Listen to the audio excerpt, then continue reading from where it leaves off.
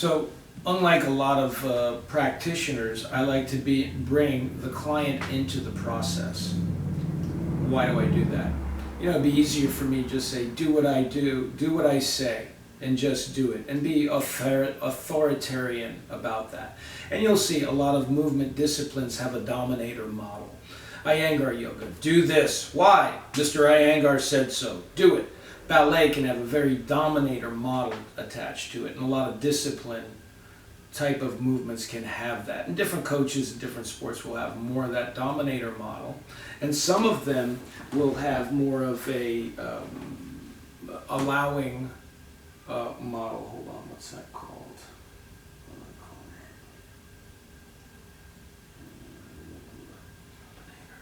A dominator, or I forget what that model is.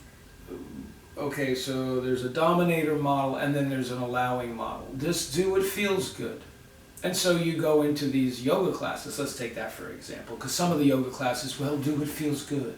And then there's dominator model yoga classes that are based in that level of discipline, where it's a school of denial, and you're not doing it right, and do it this way, and do it that way. And there's a training that goes on there, but it also breeds self-doubt, where the other one can be more free.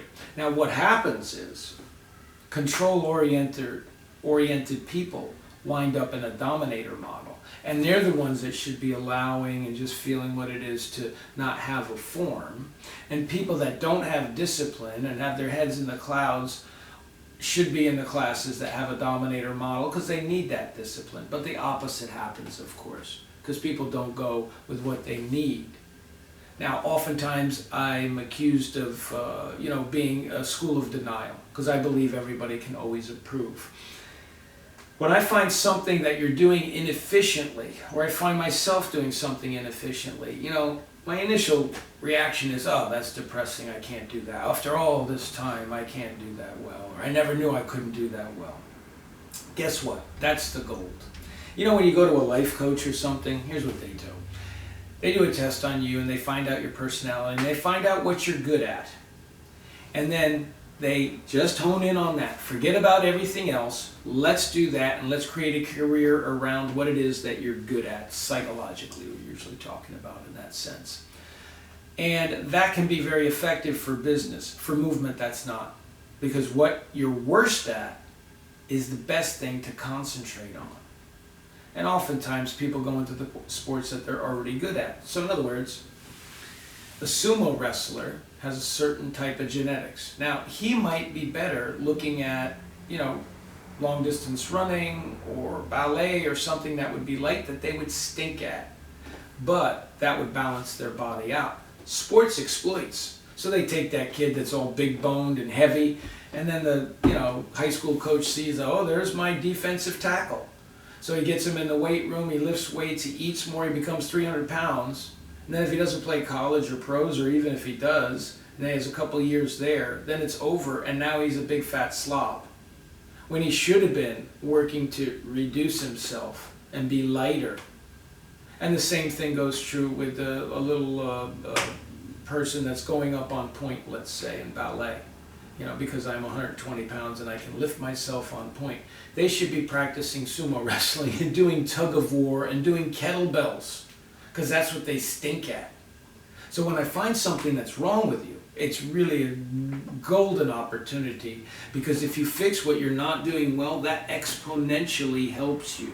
If you're already good at something in movement, it doesn't even make sense to focus on it, unless you're involved in a certain sport that has a certain tasking. And by the way, you're either getting a crap load of personal enjoyment out of it, or you're a professional and you're making $50,000 for playing basketball this weekend. And let me tell you this.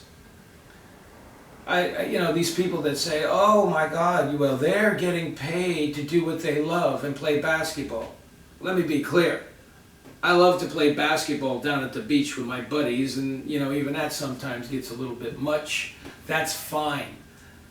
What these guys do is out and out work. They're getting criticism constantly. They're in the job of failing. They're, a fear of doing well, fear of doing bad, fear of winning, fear of losing. It's highly pressurized, and if they had their choice, they wouldn't be doing that. They'd be playing leisure basketball, maybe a little league or something like that. And some of them are really competitive and they might go for higher levels of that. But for the most part, they wouldn't be doing it. Yet, we're judging our physical fitness on the athletic model of a professional athlete. Take it easy, guys. Everybody, just take it easy. Okay, probably...